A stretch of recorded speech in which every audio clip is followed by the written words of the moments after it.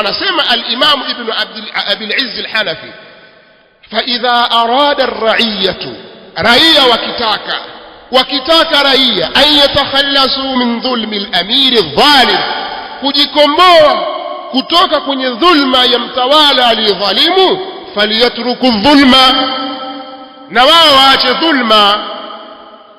Acha dhulma. Je, wewe hudhulumu watu? Mujitama ukoje?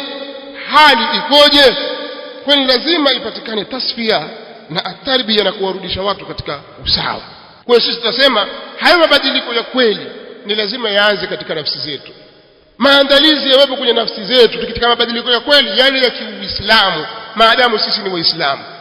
Hata hayo mabadiliko ya kilimwengu yatakiwa watu wabadilike hivyo hivyo kilimwengu. Lazima watu wenyewe kwanza wabadilike. Haiwezekani ikawa jamii imekithiri waongo na matapeli alafu mtawala wao asiwe muongo tapeli. Haiwezekani. Hilo ni jambo lisilowezekana. Haiwezekani jamii ikawa imegubikwa na watu magoigoi wavivu wa kufanya kazi alafu mtawala akawa ni hodari wa kufanya kazi. Haiwezekani ikawa mjitama umegubikwa na watu wasio na mipango alafu wakatokea watu ambao wenye kuwatawala wenye mipango. Haiwezekani. Mtaishi vipi alafu? Kwa hiyo ni lazima watu wabadilike. Anayedai mabadiliko kinyume